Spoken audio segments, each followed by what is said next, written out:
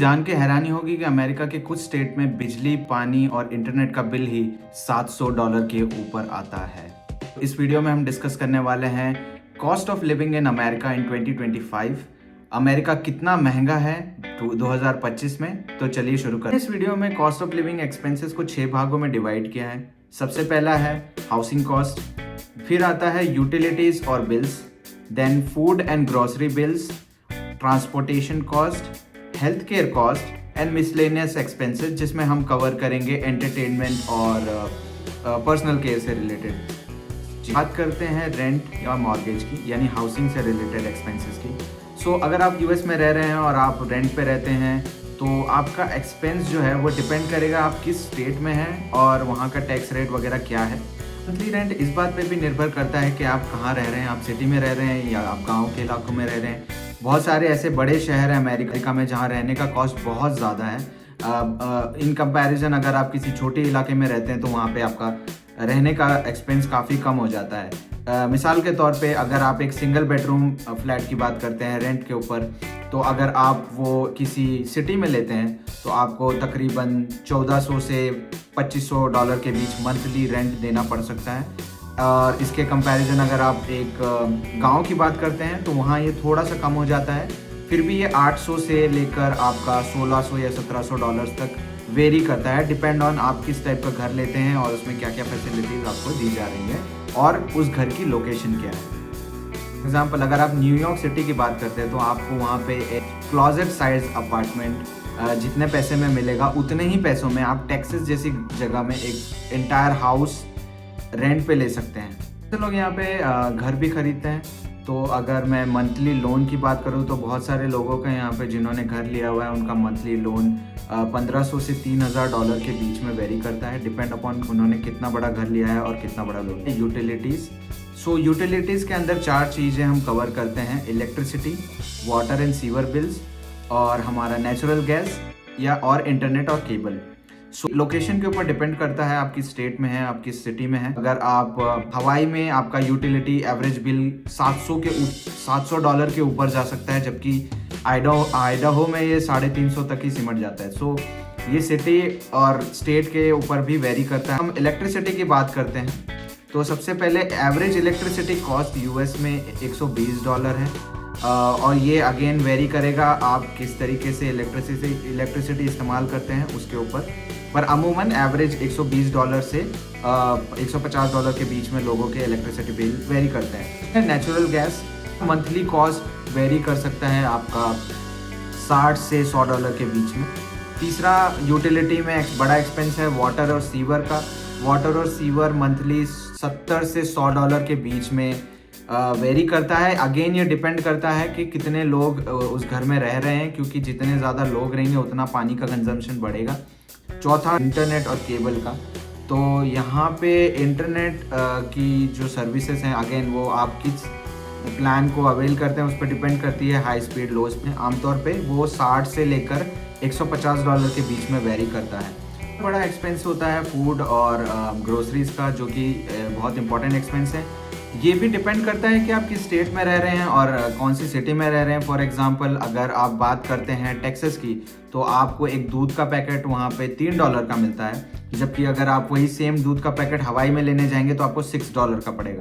एक बंदा अगर यूएस में रह रहा है तो उसका मंथली फूड और ग्रोसरीज का एक्सपेंस $500 तक जा सकता है, और ये उससे भी बढ़ सकता है, डिपेंड अपॉन वो क्या कंज्यूम कर रहा है और कैसी उसकी नीड्स। में एक और खर्चा इंक्लूड होता है डाइनिंग आउट का। बहुत सारे लोग बाहर जाके भी खाना वगैरह खाते हैं। यहाँ पे बाहर जाने का और बाहर खाने का खर्चा बहुत ज़्यादा एक्सपेंसिव है। अगर मैं एक डेटा की बात करूँ तो 2020 से डाइनिंग आउट कॉस्ट अमेरिका में 20.5% रेट से बढ़ रहा है। तो सबसे बड़ा एक्सपेंस होता है ट्रांसपोर्टेशन का, क्योंकि यूएस में आप बिना कार के कहीं जा नहीं सकते, तो आपको बसों या पब्लिक ट्रांसपोर्ट पे भी निर्भर रहना पड़ सकता है।